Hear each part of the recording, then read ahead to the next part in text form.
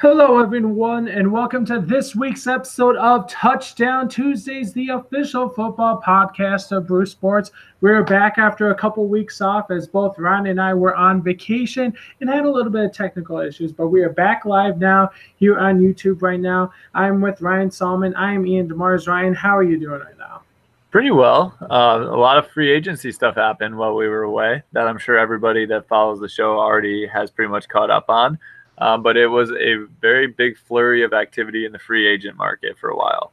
Yeah, it definitely was a pretty busy free agency period. I mean, typically the free agency period can be pretty hectic, but it just seemed like this year it was very hectic with not just some of the signings, but a lot of the trades that happened. We also had some interesting retirement announcements. We'll get into one of those later, but I think I know where we have to start, and that's with the recent news that actually came out just a little while ago. And that has to do with pass interference. And the reason why we're talking about that is because there was a proposal earlier in the day that was going to make replay be able to just look into pass interference or non-pass interference called plays, and that's become official. And starting this year, teams will now be able to challenge pass interference penalties, offensive or defensive, or non-calls that could be called into pass interference penalties. What are your first thoughts on this, Ryan? My first thoughts is that this is going to turn into a mess because as it stands right now, if an official makes a bad call, it's sort of understandable. You know, it was a bang play. It happened quickly. You don't see everything that happens on the field. But if you get into reviewing any call or any non-call that happened, then you take that initial human error out of the game, and all of a sudden it's a decision as to what actually constitutes pass interference and what doesn't. And we know what kind of slippery slope that already is in some of the rules in the NFL, like the catch rule, like when it was going to the ground and having to maintain control of the ball, things like that, where you could watch the play over and over and you could have a different opinion every time you see the same angle on whether it was a catch or not. I mean, that's what's going to happen if they initiate this sort of rule, is you watch that play, and on most plays, there's some sort of interference, there's some sort of holding, there's some sort of contact, and you're going to have to determine on every play then whether it constitutes pass interference or whether you just leave it alone. What if two players are hand fighting? If there's a call that goes against, the defense, could it switch to go to the offense? It just sort of opens up a can of worms, and it's a slippery slope to all of a sudden the game being stagnated by these constant reviews of penalties and non-penalties. Yeah, I definitely agree with you on some of the points that you had mentioned. When I heard the news about this, there were initial reports at first that before it became official, that the league was looking to maybe test this out for 1 year, see what they would get out of it. It wasn't going to be, I believe, this year. They were going to wait another year before the test was starting. We're going to start. But the fact that they changed this immediately from what it appeared that all 32 coaches voted unanimously to agree to this rule. And it's not that it's a terrible rule. I'm not a huge fan of the rule, but I mean, you look at what's happened these last few years, whenever we see a big time controversial play happen in a game, it just seems like immediately the next year the NFL has to change it. Look at the readjustment to the catch rule that happened last year after what happened with the Patriots and the Steelers, where it appeared Jesse James had caught a touchdown. It was later reviewed that he didn't have full control. They later changed that. So looking at it now, if that game would have been a touchdown. You look at, obviously, the reason why this is becoming a big deal is what happened in the NFC Championship game with the New Orleans Saints and the Los Angeles Rams. This is the reason why this became a hot topic. If that play doesn't happen, we're probably not having this discussed. Might not have discussed until we see some sort of controversial play happen again. But it's going to be interesting to see how this affects the games. Because, as you said, it's going to stagger the games. It's going to slow the games down. Because I feel like coaches are going to be more likely to throw more challenges now. I mean, it's not that challenges aren't a big factor of the game, but with pass interference being a bigger time penalty that can play into how a game is decided, this is going to be something that would not surprise me if this ends up changing again over the next couple of years. I think because of that controversial play, they had to put it into play. But I just think that overall, this isn't going to end up looking too good for the NFL. I just think it's hard to regulate penalties. It's easy when you have things that letter of the law, but with penalties, like I said, holding happens on every play. Are you going to really have a coach throw a flag and say, okay, there was holding on that play, that's how that hole opened up? All of a sudden, every play is going to be reviewed in the NFL. If they do something like this, I think they should have it where you can maybe, challenge one call a game and have it be a very specific sort of call that you can do, that you can challenge. Because I think that coaches and people in the booth trying to spot fouls and penalties on the field is just going to become too much. It's going to detract from the actual play. And that's what I don't want to see. I don't want to see people trying to be sticklers for the rule book, trying to find any little loophole when they lose a game as to how they can change it in their favor using penalties or lack of penalties. I just want to see football play, and I want the officials to be the ones that are handling the calls. And if they get them wrong, then they get them wrong. I mean, we had the misfortune of having the Hail Mary happen against the Packers, and I still think that the officials should be in charge of it. So some people out there are probably saying, well, it's easy to say when your team isn't the one that gets screwed by a bad call or a lack of call that should have happened. But I mean, I think every team's gotten screwed over, and every team will continue to get screwed over by a call at some point in time. It's just the nature of the sport. So I think that changing that is not going to go well for the NFL if they do it. Yeah, and one thing I'm kind of curious to see is if this does stick around for a little bit, what kind of tweaks they do make to it. I think one thing that could actually benefit both teams in regards to this and for a game would be if a team were to challenge a possible pass interference call. Let's say, for example, it wasn't called and they challenge it. Example, it's a 50-yard pass downfield and it's not called and ends up being called. I think that in order to make it more of a fair play, instead of rewarding them a 50-yard penalty, it should be kind of what college football does and reward it only 15 yards. I feel like that's something that's going to need to change in order for this to be sustainable, because we're going to see a lot of big-time drastic plays happen. We're going to see a lot of big passes where this could be affected. So I think in order for this, if it does stay for a while, I think they're going to have to rechange it to where pass interference can only be for 15 yards. Yeah, that's a good point. Sort of more like the college football rule. Yeah, definitely. It'll be interesting to see how this plays out and what game, when's going to be the first game it could affect. We did find out earlier this week that the actual first game of the season will be between our Green Bay Packers and the rival Chicago Bears. What are your immediate thoughts on that one? We'll call it the Adrian Amos game. Yeah, we could also call it the Ha Clinton Dix game, as both those players playing on rivals used to play on the other teams. It'll be interesting to see how that plays out. We did also find out that the New England Patriots will be hosting the first Sunday Night Football game of the year. Their opponent has yet to be determined. There are rumors that it could be the Cleveland Browns. If it were to be the Browns, do you think that'd be a good move by the NFL? Yeah, that would be so exciting because the Browns have the most buzz of probably any team based on the offseason so far going into the 2019-2020 season. So you might as well put them out there against the Patriots. What was the cited reason for not having the Super Bowl champs on that first Thursday game? I believe the main reason was that instead of making it the champion, they wanted to bring out a primetime rivalry, and a rivalry that has been a constant, pretty entertaining. At least last year was very entertaining. Look at the Packers and the Bears were the first Sunday night game last year, and Aaron Rodgers led that terrific comeback basically on one leg. I think that was the main reason. They just thought that after last year, the opening Sunday night game did so well that they wanted to try and bring that back to Thursday, or I believe it'll be Thursday night. And you look at the second game of the season was actually went pretty good for both teams as well. Yeah, it's just like, are they going to do rivalry game from now on then, or are they going to try to go back to Super Bowl champion? Because there's only so many rivalries they can have if they're just going to, rotate rivalries every first game of the year. Yeah, I'm not sure how it's going to work out. It didn't really go into too much detail about the reasoning why.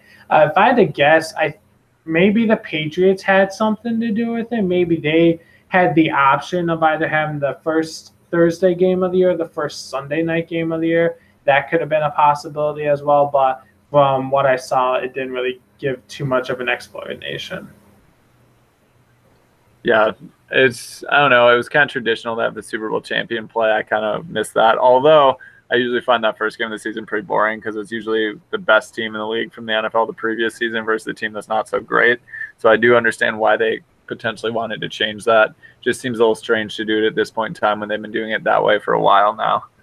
Yeah, I'll be a little different, but I don't know. We'll see how it ends up for the NFL. I think it could be maybe something good, but we got quite a few months before that actually takes place. So we'll discuss that more when we get there. But let's stick with the Patriots for now, because there was some big time news that happened with them this past weekend. That was Rob Gronkowski, one of the greatest tight ends not only in Patriots history, but you could say NFL history, has officially announced that he will be retiring from the NFL. He had played 9 seasons in the NFL. He had a pretty good injury history as well.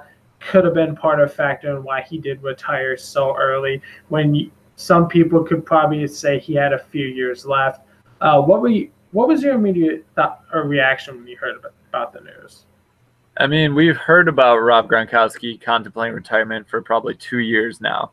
And so when you hear that over and over, you're sort of desensitized to it when it actually happens. Had we not heard those reports so frequently for the past 2 seasons, it probably would have come as sort of a shock, because he is still a relatively young guy. And tight end is a position where people traditionally are able to play for a long time, because they're not taking quite the beating that a lot of the receivers do and the running backs do and the defensive players do. So it was a little surprising to see him walk away, especially when the team is still in pretty good shape and they're just won a Super Bowl, and they're probably going to look to defend their Super Bowl title again this year. On the other hand, he probably wanted to go out on a high note. He probably has a bright future with endorsements and possibly acting gigs and things like that, because he has a colorful personality. So I'm sure he'll find a place to go. Drew Rosenhaus actually made a comment that he told Rob Gronkowski when he was on the phone with him, if you want to come back, I'm sure the Patriots will take you. So that opened up some speculation as to the fact that maybe he'll come back into the NFL in a season or two and rejoin the Patriots. I'm not really sure about that, but Jason Witten did it after a season away. So if Rob Gronkowski kind of gets the itch to play football, I could see him coming back. Yeah, looking at Gronk, obviously he's had a pretty solid injury history. It's been a while since you've actually seen him play a full season in the NFL. So you look at 9 years in the NFL, that's a big toll on the body, even for a position where it's not necessarily as heavy hitting as other positions in the NFL. And you look at some of the things that you notice when you see Gronkowski play. What's the main thing? He has a ginormous brace on his arm.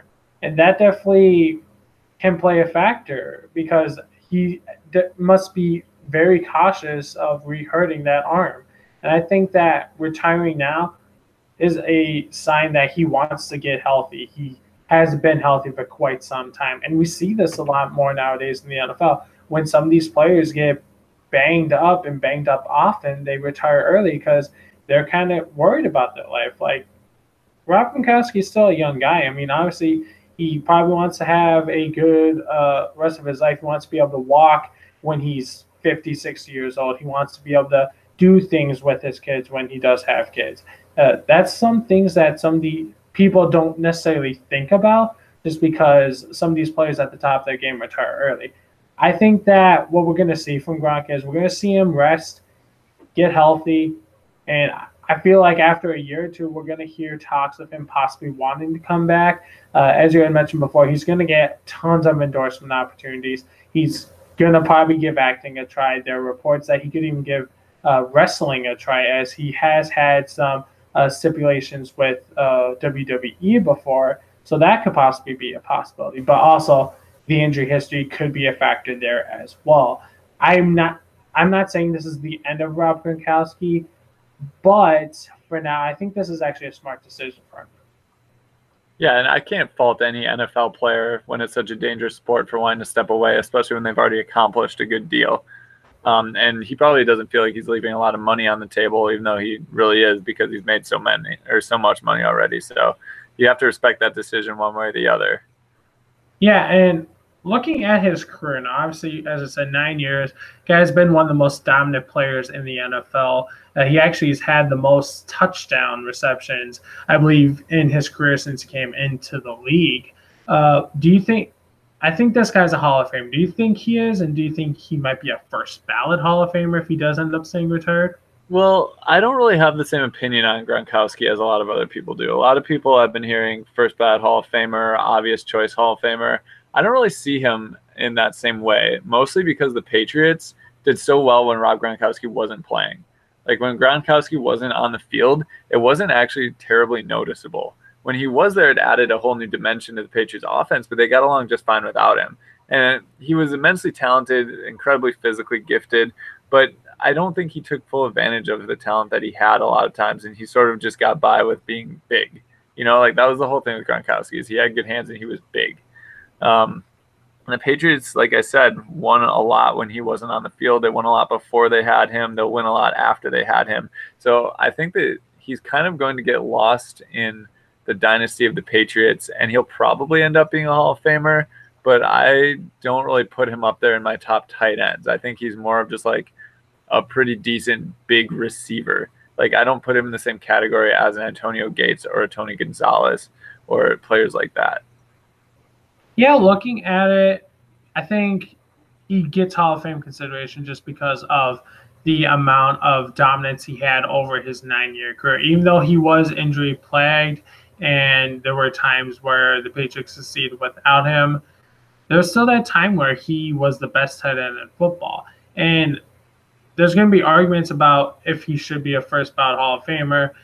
I don't think he necessarily should, just because of the fact that he didn't really play a full season throughout his whole career. I believe he only played 2 or 3 full seasons that didn't have any injuries. So I think that's going to play a factor.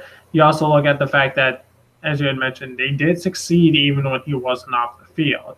But when he was on the field, that team was nearly unstoppable. So I think that's why it's going to be him getting to the Hall of Fame. I'm not saying it will be a first ballot. It might be year 2 or year 3. I do think he will get there. But let's talk about the Patriots. How do you think this affects them going forward through going to the draft and possibly going into next year?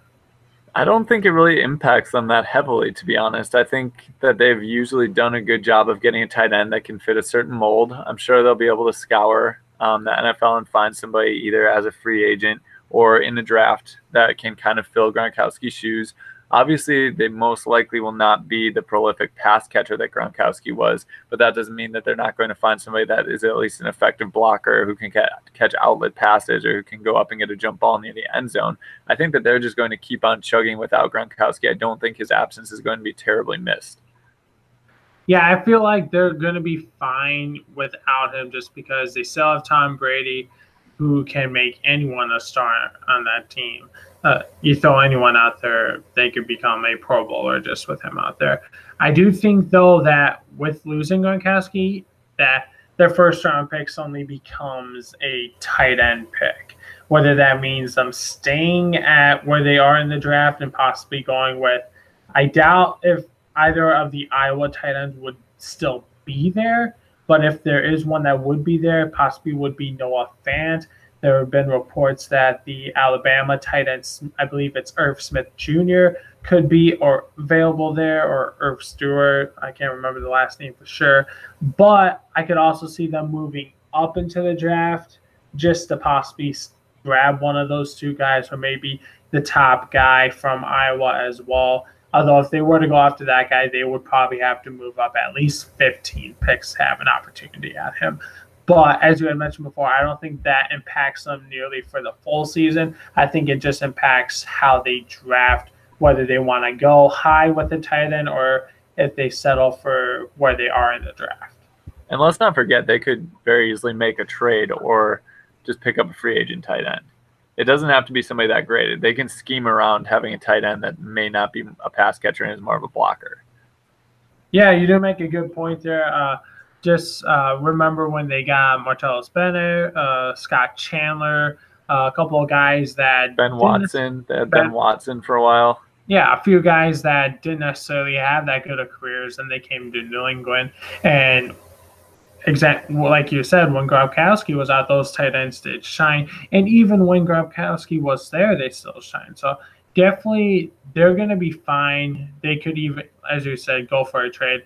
I think right now that until they're going to obviously look at the free agent talent and possible trade scenarios, but if nothing looks good, then they're going to definitely focus on getting a tight end in the draft.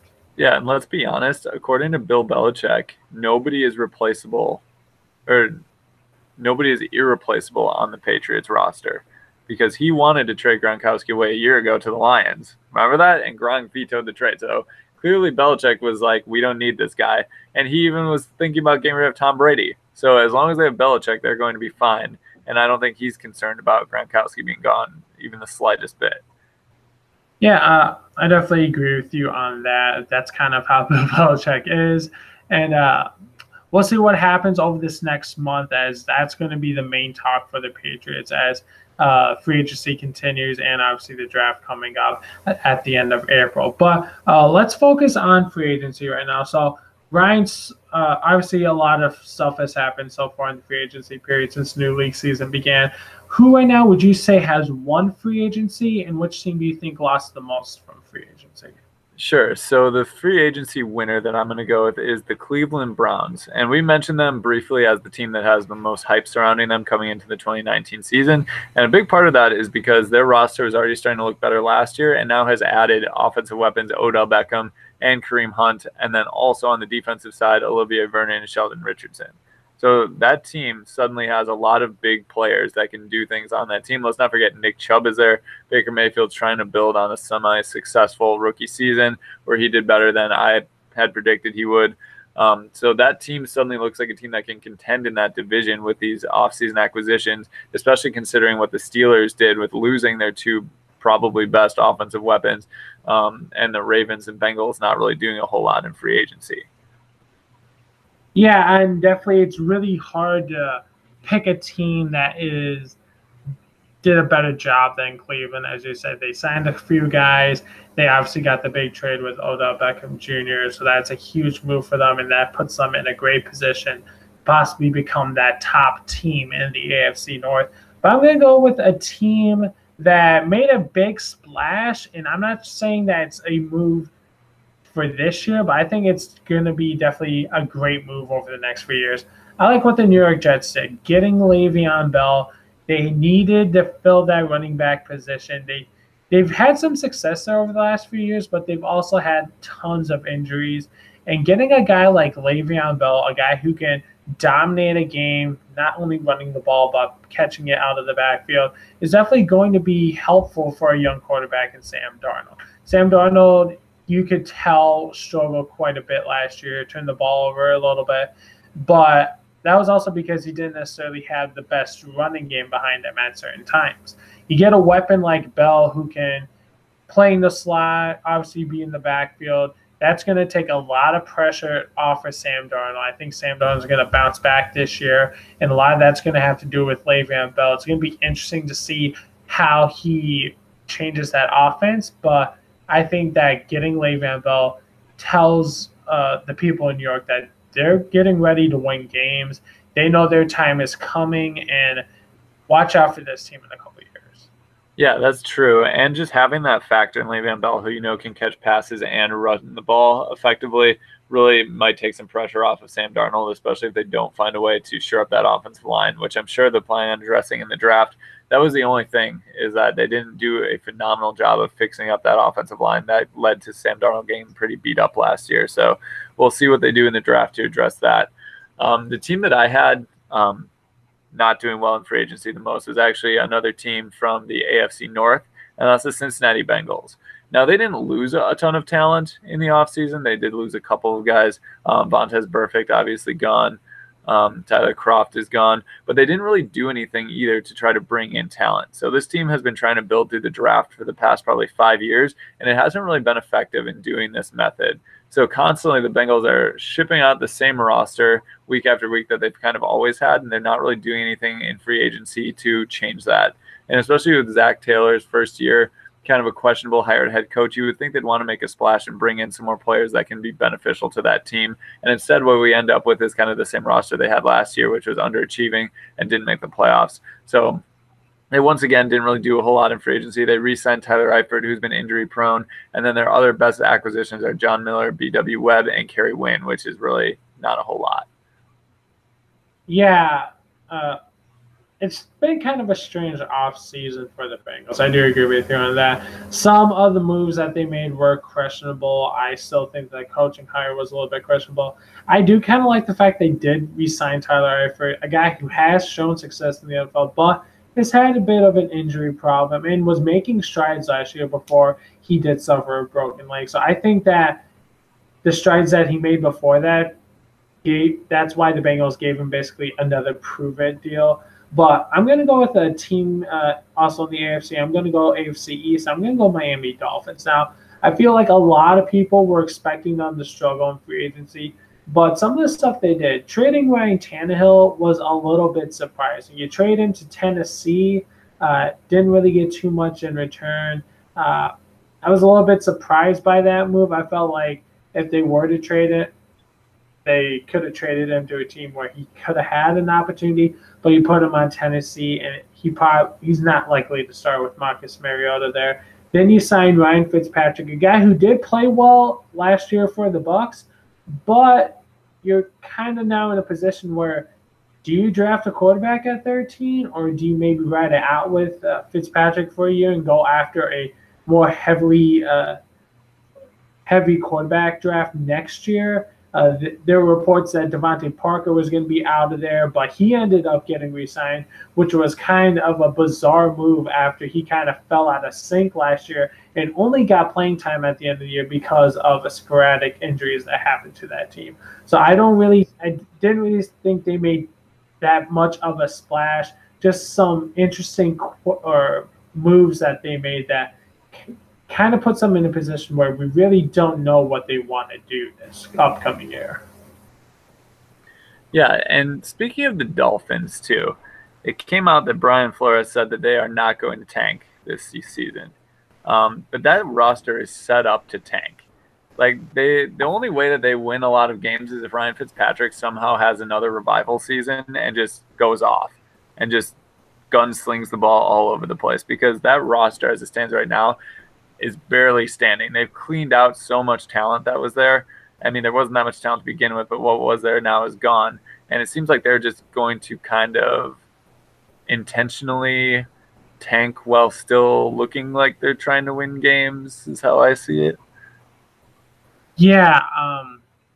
When I saw the comments he made, he basically was saying how tanking's disrespectful. And it's kind of weird for a first-year coach to say, oh yeah, we're not going to tank. It's disrespectful to do that.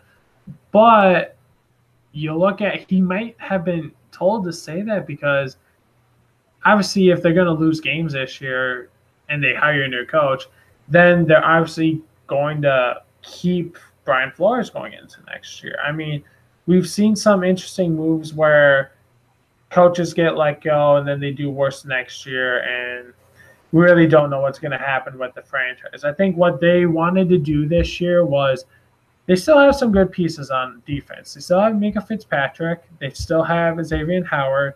So they have some good pieces on defense. Kenyon Drake proved to be a solid running back for that team last year. As I said, I'm still in favor of Devontae Parker on that team. I think he could be a standout wide receiver in this league a few years down the line. And getting Ryan Fitzpatrick isn't necessarily a lose-now mode. Fitzpatrick has had some success in this league, as we had said last year was a big-time example. So I'm not saying that they're going to tank, but they're in a position right now where they're going to be able to compete in games. The difference I say between going 2-14 and there are two ways you could go 2-14. You can go 2-14 and just be flat out terrible, lose games by a lot, not really play any close games. Or you can be 2-14 and play a lot of competitive games, which I think this team can actually do this year. They can play a lot of competitive games. They do have some nice pieces, but I think in the end, unless they make a draft trade, maybe go up for Kyler Murray or Dwayne Haskins. I'm not sure if we see them going after a quarterback this year unless they aren't for sure set on Ryan Fitzpatrick. I think that they're going to be able to compete in games, but they're going to struggle to win those games. But I'm not saying they're necessarily tanking. They have the pieces set for them to tank, but it's not going to be a full-on tank. Yeah, and I think the reason to tank is not as obvious as it would be in the NBA, because in the NFL you need a whole team unless they're going for a very, very specific quarterback. But otherwise, it's not like the NBA where you can get one player that's suddenly going to change your franchise very easily. But the thing that should make them optimistic is we saw the Browns go from a team that won 0 games last year to all of a sudden respectable in 1 season.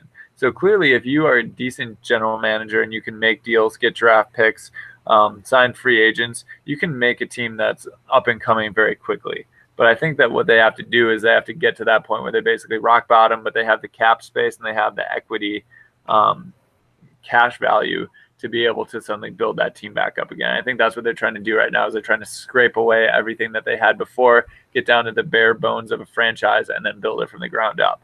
So I think what we're going to see is, like we both basically agree, they're going to have probably a poor record this year. But that's really okay. As long as they don't look like they're just rolling over, as long as they do have some close games, it'll be fine. And Brian Flores should get at least 3 years, in my opinion, to try and get this ship right. I agree with you on that. And hopefully that ends up being the case. And hopefully we don't see them play terrible football like we did see with a team like Cleveland past few years before this year. But we talked about what they might do in the draft, so let's go to some NFL draft talk. So we are now a month away from the NFL draft. In a few weeks, we'll be ready to do our NFL mock draft here on the show. But now we're going to look at what is known as a defensive-heavy draft. We're going to talk about our top 5 defensive players. So, Ryan, who would you have as your top 5 rated defensive players? All right, so this is going to be a pretty obvious list. I don't have any surprises on here. Number 1, I have Nick Bosa from Ohio State. Number 2, Josh Allen from Kentucky. Number 3, Quinnen Williams from Alabama. Number 4, Devin White from LSU. And number 5, Montez Sweat from Mississippi State. And I'll let you tell me if you think any of those are out of order, or if you have anybody else in there instead of those that I had. I think Nick Bosa is obviously a good choice at number 1. It's just I still have a little bit of question marks just because of the fact that he did miss quite some time because of the injury, but then he did prepare for the draft during that time. So did give him an opportunity to prepare, and I think can have quite some success in the NFL like his current brother. I was going to say, it's awfully tough to pick against him, seeing what his brother's been able to do in the NFL as well. Yeah, exactly. Number 2, I do agree that Josh Allen is going to be a big-time player in this league. It's projected that he is the best pass-rushing linebacker in this draft, and he did help spark that Kentucky team in college football this year, getting them into the rankings and then having a pretty successful season for them as well. I'm going to change it up a little bit. So instead of having Quinnen Williams at 3, I like Rashawn Gary at number 3. This guy was the number 1 prospect in college football when he came into Michigan. This guy has very good speed. He's very strong, and he didn't necessarily put up huge stats in Michigan, but the reason why that was the case is because he was constantly double-teamed and even triple-teamed at times because this guy is so talented. I think that he put up pretty good numbers at the combine, and I think that he's going to surprise a lot of people where he gets drafted. I believe he's a top 10 pick, and he's going to be a game changer in this league for whoever does draft him. Most recent mock drafts have him going to Buffalo, which I think could be a good move for them. I do think he has ability to jump into that top 6, but depending on what the Giants do with their pick, if they stay there and move up or move back, that's the next question that'll come up. I do like Devin White, the linebacker from LSU. The guy is fast for his position and can do a lot of things for that for whatever team he goes to. And then I do like Quinn Williams at number 5.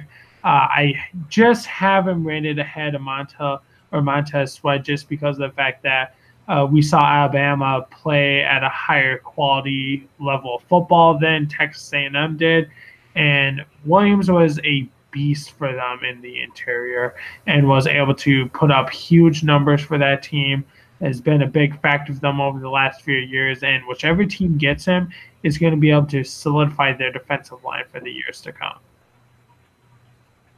Yeah, that's a good pick. And this draft has been touted as a very defense-heavy draft. So if any of the teams need kind of a player to turn around their defense, this might be the draft to try to trade up to get some of these players. But as we just went over, there's a couple players that we have sort of flip-flop. So there is some decent depth in this draft where you can get quality players even in the middle of the first round instead of just the early part.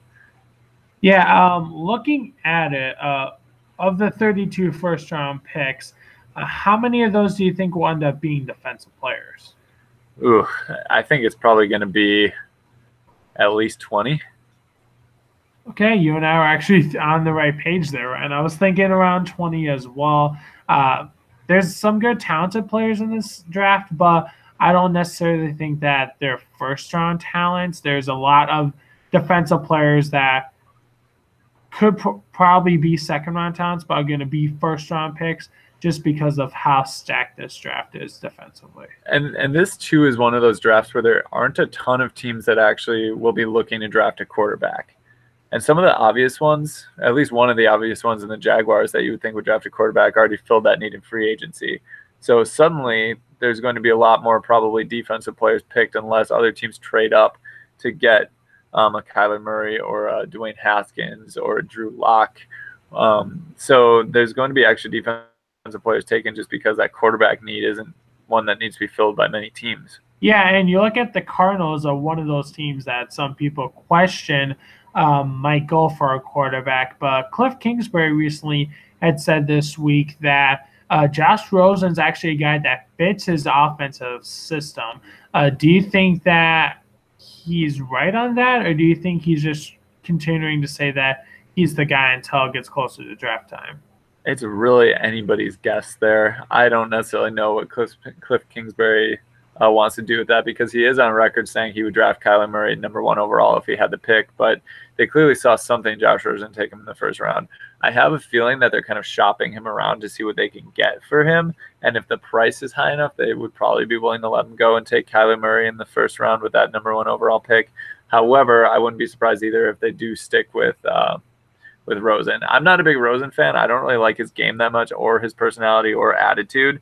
So I would probably prefer to have someone else, but the Cardinals might still be high on him, even though it wasn't drafted by Cliff Kingsbury. Yeah, I've kind of been the opposite. I've been a fan of Josh Rosen. I think that he has a sort of swagger that I kind of like out of a quarterback. I think he makes a lot of smart decisions, and I just think when he came to the NFL, he wasn't put in the right system. And I think that with Cliff Kingsbury, I think that could change a little bit, and it's kind of hard to judge if he's going to be the guy or not if he can't test him out in the new system. So just because of that, it makes more sense to keep Josh Rosen, have him test out the system in the year. And then if the team struggles, obviously you can look to draft a quarterback next year, as there's going to be a lot of good quarterbacks that could be draft eligible next year. You look at Justin Herbert from Oregon, Tua Tagovailoa from Alabama would be eligible. So there are going to be some good quarterbacks next year. So even if he can't find the guy this year, it could get to that point where they can just focus on it next year. Plus, you know that Trevor Lawrence is looming in the draft at some point in time over the next 3 years. Yeah, and that guy would be a perfect fit in that system. So that'll be interesting to see how that plays out. Like I said, the draft is a month away. And we're going to continue to be talking about the draft in the upcoming weeks. And as I said before, we will have our mock draft special coming up shortly as well. But let's switch things over. Let's head back to the Alliance. Now, I want to talk about this first because you always mention it. You are a fan of the Orlando Apollos. And You had said that if I were to pick them, I would probably jinx their chances of going undefeated. And Ryan, I did do that for you. Unfortunately, they did lose their first game of the season a couple weeks back.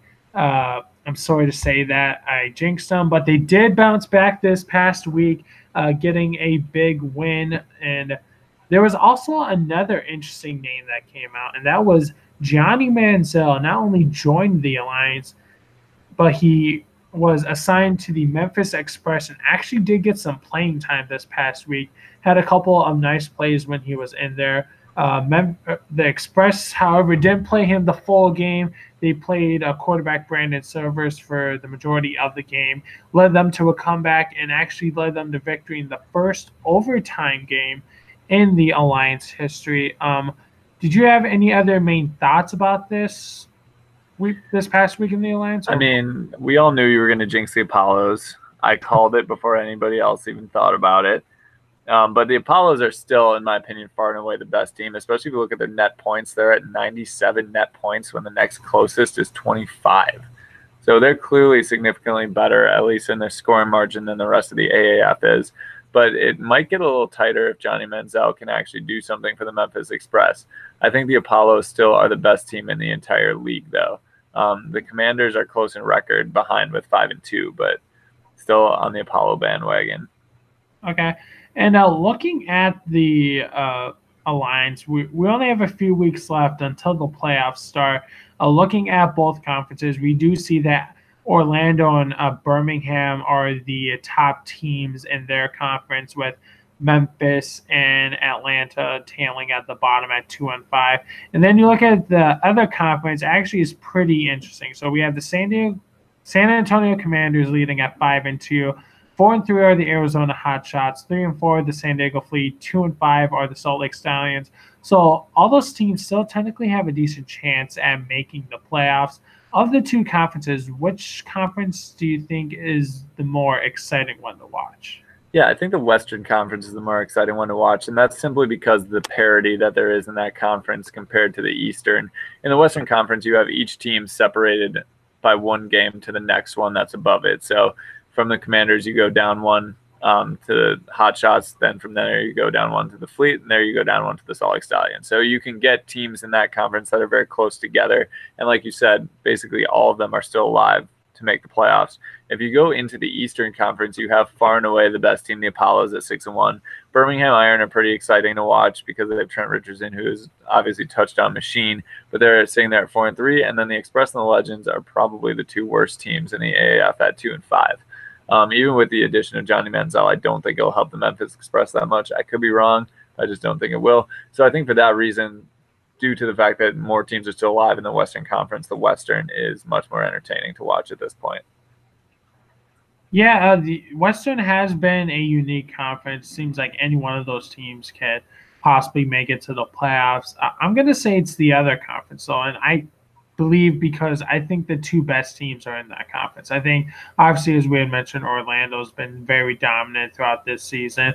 Birmingham is also starting to see their strides a little bit. It seems like Luis Perez, their quarterback, is starting to get the skin that going in the passing game. As you said, Trent Richardson has been a touchdown machine for that team.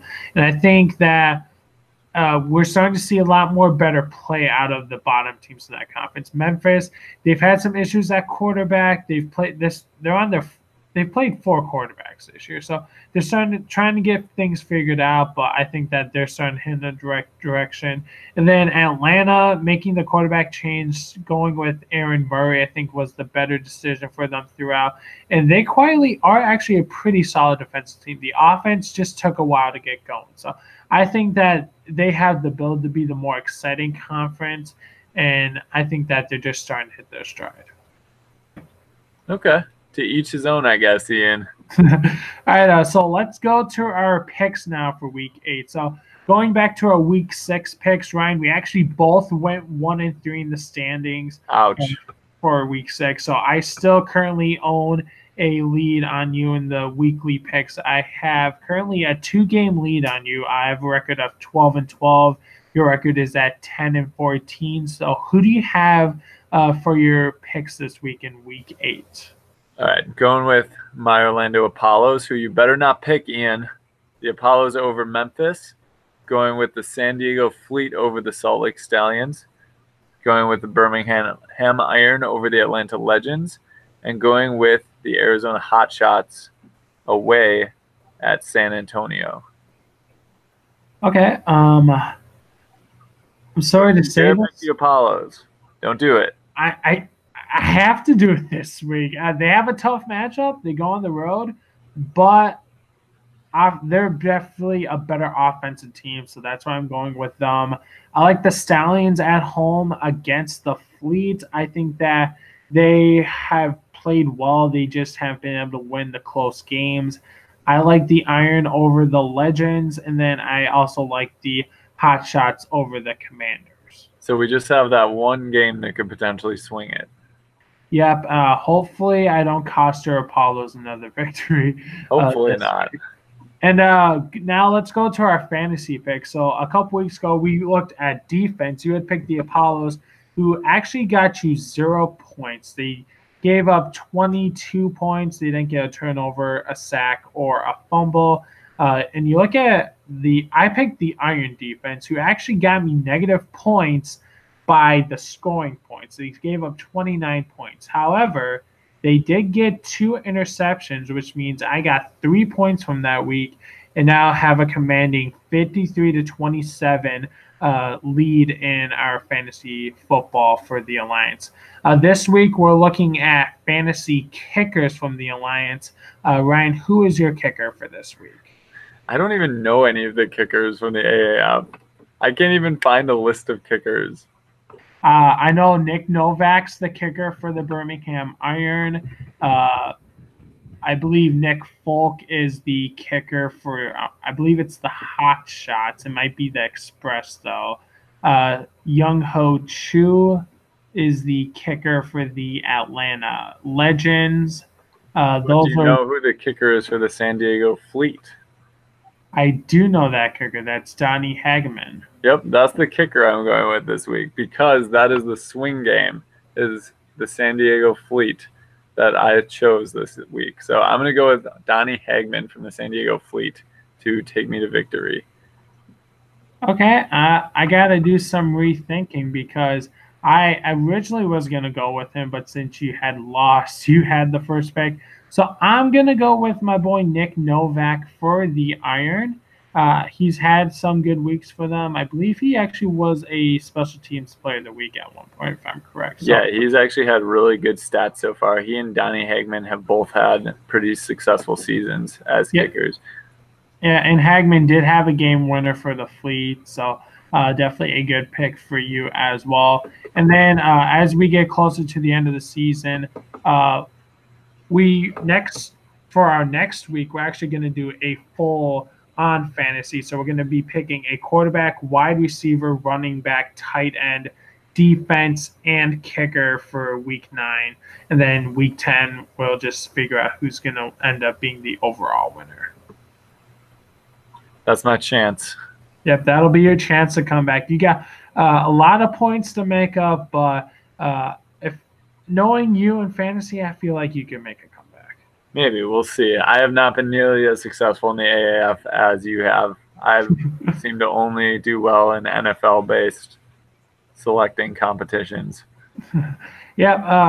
Like I said, you got a couple weeks. This could be a week for you to make it or make or break, so we'll see what happens. But we are getting to that point where we're at the end of the show, so it's our time to talk about fantasy football. And this week, we're going to be looking at the rookie quarterbacks that are coming into the league this year. So, Ryan, of the rookie quarterbacks, how many of them do you think are going to be factors in fantasy football? Now, remember, the draft hasn't come yet, so we don't know where any of these quarterbacks are going. But how many of the top prospects do you think could be a factor this year? I think that 2 will be a factor this year. I think it's going to be Dwayne Haskins and Kyler Murray. And the reason why is we've seen a trend lately where whenever these quarterbacks get picked, there seems to be kind of a rush to get them out on the field. We saw it last year where every single quarterback that was selected in the first round was put onto the field as a starter at some point during the season.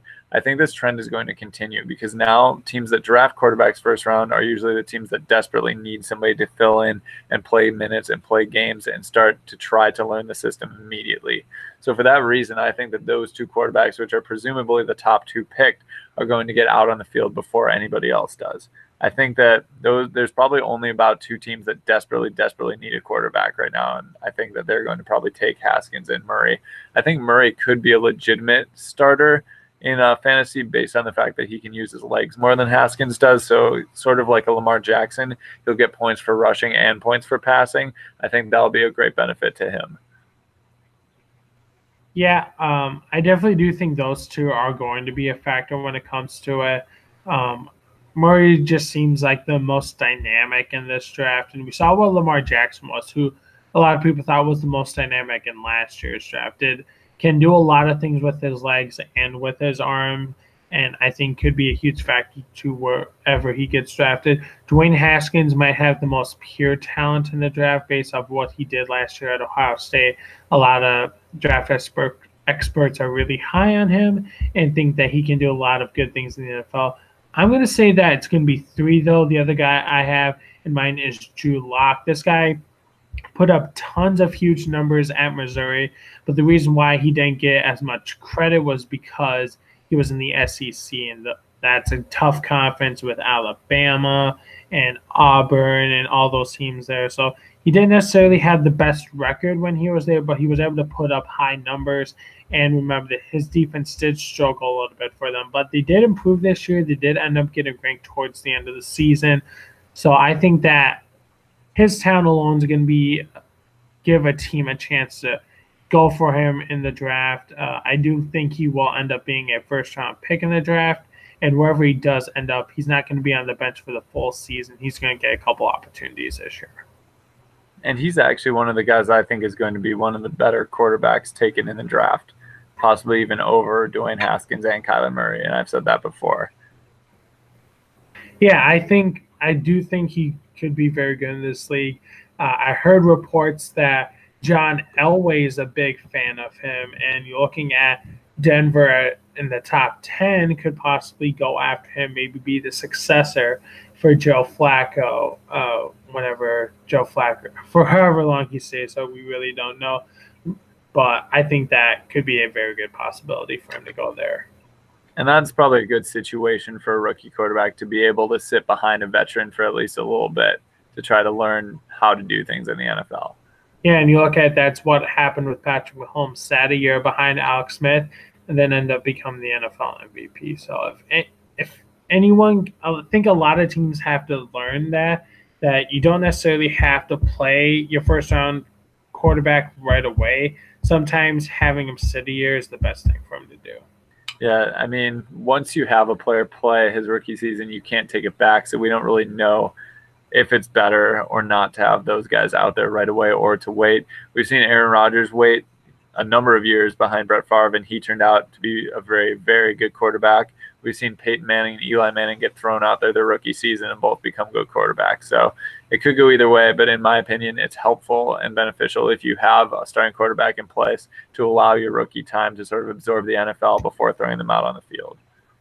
Yeah, that'll be something to look out for this year, seeing if we can have what we saw last year and have all of our first-round quarterbacks and get significant playing time in the league. I think that there's a slight possibility it could happen again, but that's something we'll have to wait until next month to see where they get drafted.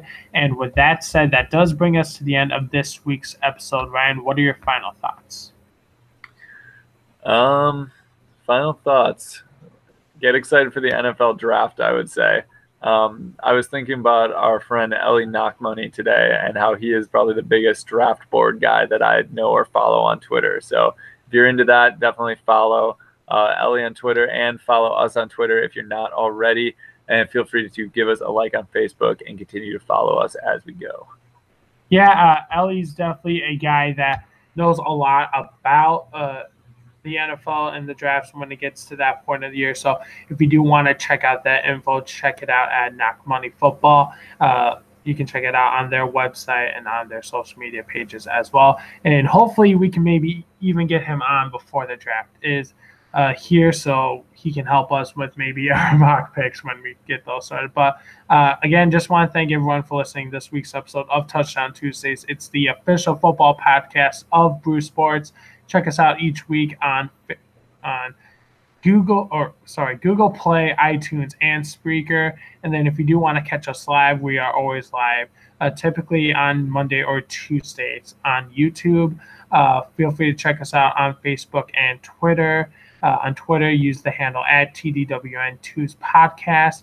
And keep an eye out for our question of the week. We haven't been able to get one out recently due to our vacation schedules, but we will get one up this week, and we hope to get a lot of buzz to see what does happen with our question. And again, just thank everyone for listening. Also check out Run It Back, our basketball podcast. We're continuing to work on our baseball podcast, and hopefully can get those up within the next month or so. But again, thank you for listening this week. Enjoy the rest of your week, and have a good